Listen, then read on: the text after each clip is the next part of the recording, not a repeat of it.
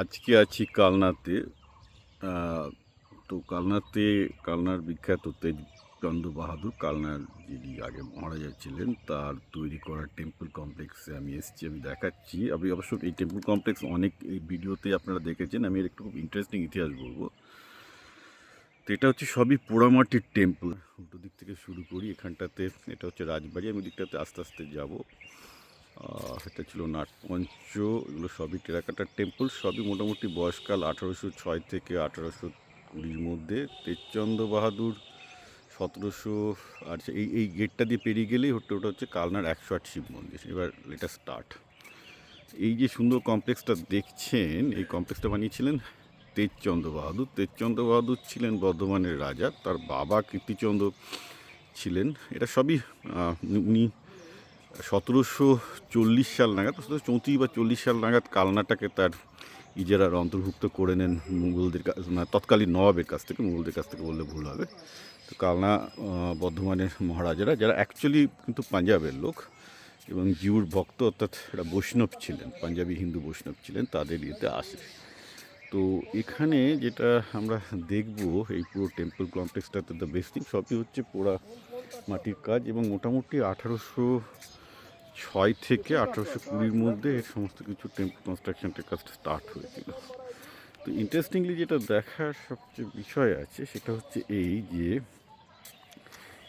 যে টেম্পল কমপ্লেক্সের টাইমিংটা আপনি ওয়াচ করুন। এই টাইমিংটা হচ্ছে একদম নবাব যে সময় আসছে। আমি বারবার করে এর আগে আমি বিভিন্ন ব্লগ এবং ভিডিওতে বলেছি যে বাংলায় নবাব আমল ছিল সবচেয়ে সমৃদ্ধ সময়। এরও শুরু কিন্তু এই অম্বিকা কালনার গল্প শুরু কিন্তু সেই নবাব আমলের সমৃদ্ধির মাধ্যমে। এখানকার প্রত্যেকটা জায়গা যদি আমি দেখি, শুধু শালগুলো আমরা যদি ওয়াচ করতে শুরু করি, এই যে আটচালা মন্দির, পঞ্চরত্নের মন্দির, মন্দিরের মধ্যে যেতে গেলে জুতো খুলে যেতে হবে, ভিডিও করারও কিছু অনেক নিষিদ্ধ আছে। স্টিল দেখি আমাকে ঢুকতে দেয় কিনা। ঢুকলে আমি দেখিয়ে দিচ্ছি। শালগুলো দেখলেই আপনি টের পাবেন এটা হচ্ছে একদম জাস্ট পোস্ট নবাবী আমলে। ব্যাপারটা যেটা হয়েছে সেটা হচ্ছে এই যে সেই সময় বাংলা বাণিজ্য করে, এই দেখুন এইটা লক্ষ্য করুন। এই মন্দিরটা হচ্ছে কৃষ্ণচন্দ্রজির মন্দির।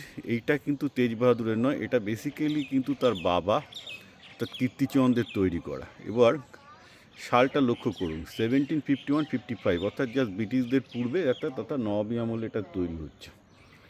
হ্যাঁ, এবং the most interesting thing is, আমি টেম্পলটা দেখাচ্ছি।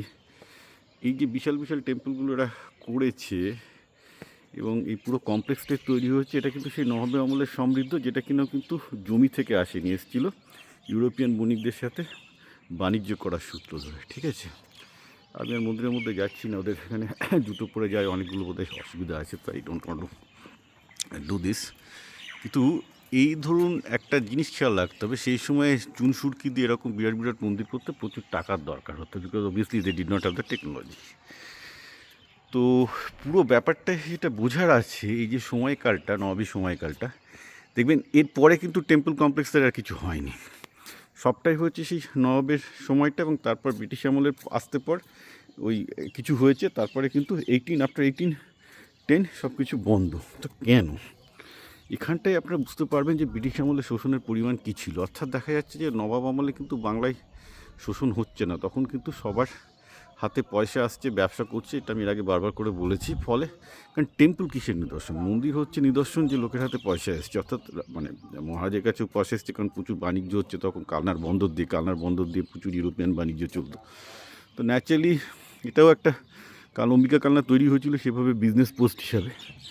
হ্যাঁ, তখন এখানে সেন পরিবার থেকে শুরু করে অনেকে বিজনেস ফ্যামিলিগুলো আসে, ফলে এই অঞ্চলটা সমৃদ্ধ হয়ে ওঠে। কিন্তু আমরা দেখব যে ব্রিটিশ আসার পরপর সেসব বাণিজ্য নষ্ট হয়ে গিয়ে এগুলো সব জমিদারিতে পরিণত হয়ে যাবে, এবং জমিদারিতে পরিণত হওয়ার পর আর এদের হাতে সেরকম পয়সা থাকবে না। এবং তারপর আমরা দেখব যে এখানে এই যে টেম্পল কমপ্লেক্স 1820 সালের পর কিন্তু আর কিছু তৈরি হয়নি। অর্থাৎ যে সমৃদ্ধি নবাব আমলে এসেছিল সেটা কিন্তু খুব কুইকলি তার কয়েক দশকের মধ্যেই ব্রিটিশ আমলে শেষ হয়ে গেল, কারণ এই বাণিজ্য হারিয়ে গেল, পুরোপুরি এরা সব জমিদার হয়ে গেল। মানে বেসিক্যালি যিনি ছিলেন মহারাজ, তিনি হয়ে গেলেন একজন গ্লোরিফাইড জমিদার, এবং তার মানে তার যে মহারাজশিপ খেতাব সেটাও কনফিসকেটেড হয়, সেটা অন্য হিস্ট্রি আছে।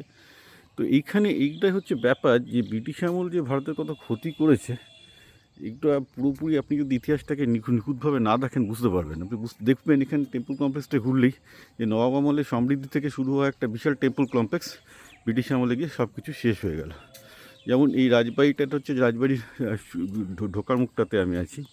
দেখুন এই রাজবাড়িটা হচ্ছে 1749, অর্থাৎ 1749 মানে তখন এখানে তেজচন্দ্র বাহাদুরের বাবা কীর্তিচন্দ্রের সময়, হ্যাঁ। এবং এই লালজি টেম্পল বলে এই ফেমাস এটাকে টেম্পল কমপ্লেক্সটাতে। তো ব্যাপারটা হচ্ছে যে এখানে এখনও মানে এনারা ছিলেন সমস্ত কিছু। আমি আর যাচ্ছি না, জুতো পরে ভেতরে ঢোকার বেশি যাওয়া যাবে না। দ্য ফ্যাক্ট ইজ, আমি যে ইতিহাসটা দেখাতে চেষ্টা করছি পুরো টেম্পলদের মাধ্যমে যেটা আপনি দেখতে পাবেন সেটা হচ্ছে এলাকার সমৃদ্ধি। সেটা ওই নবাবী আমল, খেয়াল করুন 1739 নবাবী আমল সে সময় তৈরি হচ্ছে। তারপরে আর কিছু হয়নি। তারপরে 1810 আর 5 দশক পর্যন্ত কিছু ওই তারপর ওই 108 শিব মন্দির তৈরি করেছে। এবং এখানেও একটা ইন্টারেস্টিং ব্যাপার আছে 108 শিব মন্দিরের সাথে এই তখনকার দিনে নবাবী আমলের টেম্পলগুলো থেকে দেখতে পাবেন যে নবাবী আমলের যে টেম্পলগুলো তৈরি হয়েছিল সেগুলো অনেক বেশি সমৃদ্ধ ছিল, মানে 108 শিব মন্দিরের থেকেও। 108 শিব মন্দির অ্যাকচুয়ালি খুবই অনেকগুলো শিব মন্দির আছে কিন্তু অনেক অর্ডিনারিলি তৈরি, সূক্ষ্ম কাজ অতটা নেই কম্পেয়ার টু এইসব নবাবী আমলের তৈরির মন্দিরগুলো থেকে। এর থেকে আপনি টের পাবেন যে নবাবী আমলে যে মন্দিরগুলো তৈরি হয়েছিল তাতে তখন যারা মানে অ্যাকচুয়ালি কাজ করতেন তাদের হাতের কাজ এত সূক্ষ্ম ছিল, তারপর সেই হাতের সূক্ষ্ম কাজও কিন্তু আস্তে আস্তে হারিয়ে যাবে পুরোপুরি বাংলা থেকে। কারণ কি ব্রিটিশদের অত্যাচার এবং সেটা যে এক্সপোর্ট করা গেল না আস্তে আস্তে পুরো। কারণ যা হয় আর কি, একটা বাবা ছেলেকে শেখাতো এইভাবেই বাংলায় কারিগর তৈরি হয়েছিল। তো বাংলার কারিগর শ্রেণী সেই সময় বাই দ্য টাইম ফিনিশ, যে সময় অ্যাকচুয়ালি এই 108 শিব মন্দির তৈরি হচ্ছে এই সময় বাংলায় কারিগর কাজ ফিনিশড। কারণ সেটা 1810, ব্রিটিশরা তখন কোম্পানি শাসন চলছে এবং একটা মন্বন্তরে অর্থাৎ 76 মন্বন্তরে বাংলার 1/3 পপুলেশন তখন মারা গেছে। এখানে আমি বাংলার যত আদি ইতিহাস দেখতে আসি, যেটা আমি দুর্গাপুজোর সময় থেকে করছি, একটা জিনিস খুবই আমাকে স্ট্রাইকিং লাগে যে নবাবী আমলে বাংলা কত সমৃদ্ধ ছিল, তারপর হঠাৎ করে ব্রিটিশরা চলে আসলো, পলিটিক্যাল পাওয়ার পরিবর্তন হতেই এভরিথিং ওয়াজ ফিনিশড।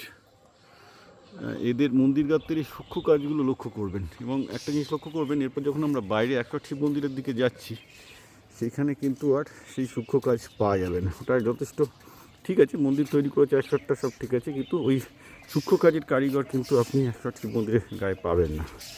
তো that's what I have also notice. তো এটা প্রমাণ করবে যে বাংলার কাজ মানে এই কালনার এই টেম্পল আসলে আপনি বুঝতে পারবেন যে কী করে বাংলার কারিগর ক্লাসকে একদম ডিস্ট্রয় করে দেওয়া হয়েছে।